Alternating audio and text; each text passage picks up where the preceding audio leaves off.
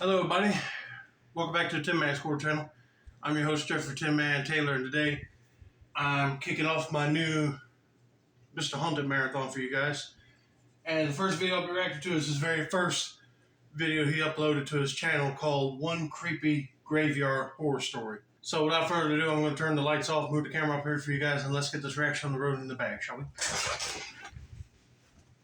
Okay, here we go.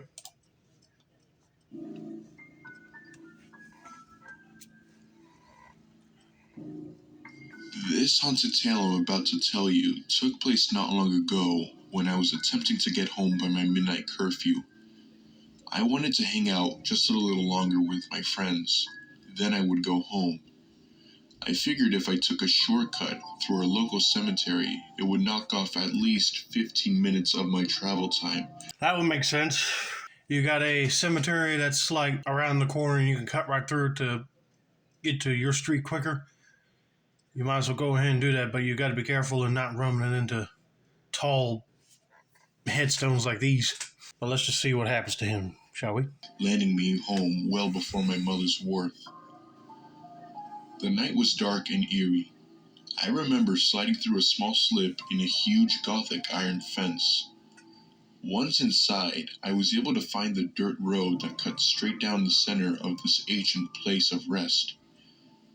The first few minutes went well, until I realized the further I went, the more darkness enveloped me. I had only been this far in the cemetery during the day. Now I could barely see what was in front of me. There were no longer streetlights to help guide my way. It wasn't long before something flew right in front of my face and past my ear with a whooshing sound. Oh, Lordy. You probably took the wrong turn and you ended up on the other side of the cemetery that gets way too dark without any lights around it. And he probably felt a bat go right near his face. Well, that would be creepy. I would recommend turning around right now and try to find another way out of that cemetery that's lit. Caught off guard, I hit the ground to take cover.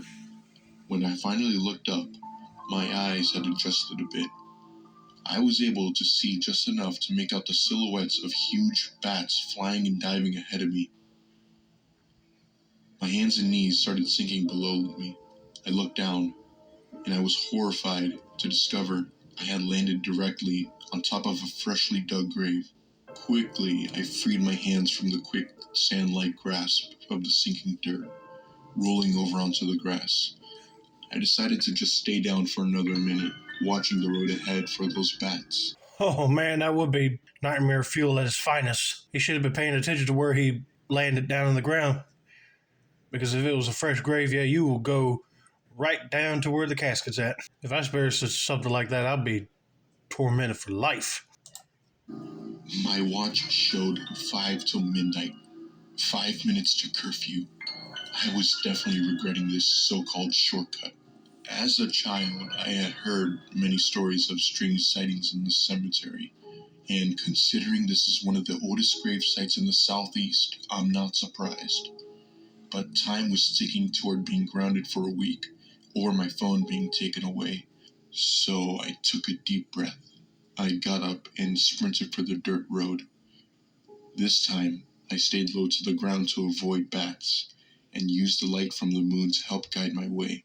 I had made it a little more than halfway there, when suddenly a shadow appeared. The shadow of what appeared to be a woman flashed by right in front of me.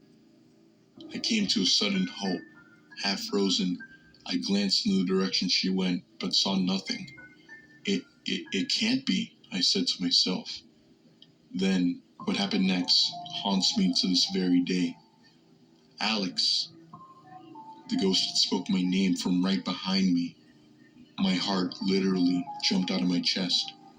Spooked, my body stood as still as my head did a full 180 turn, like an owl. I couldn't believe it.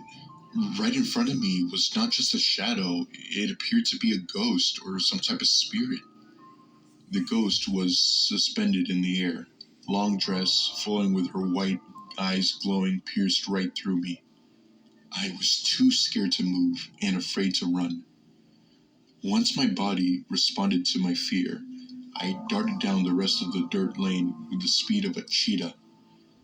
I didn't even look back as I scaled over to the fence and ran another block.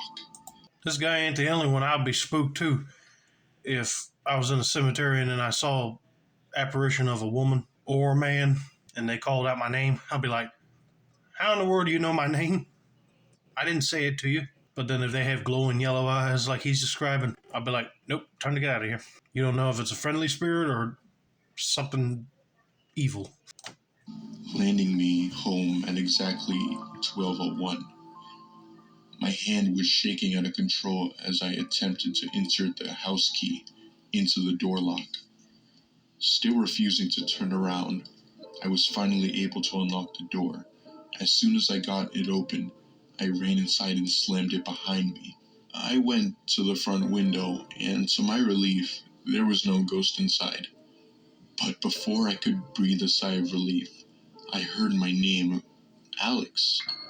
Caught completely off guard, I must have jumped a foot off the floor. Turning around, it was my mother, dressed in almost identical down as the ghost. Honey, are you okay? Relieved, I took a deep breath before answering. Oh, yeah, Mom. I had to outrun a stray dog from the neighborhood, and I'm just happy to be home. Now, I know this story sounds far-fetched and crazy, but it is nothing but the truth. I don't know if what I witnessed was a hallucination or if it was actually real. Either way, it was the most creepy and confusing experience I have ever had. Well, that was a good cover. Because if you told your mom that you saw a ghost in the cemetery that you were going through, she probably wouldn't believe you. But it would be weird that the mom is wearing identical clothing like the ghost is wearing. Man, that just gives me chills up my spine. Good boy.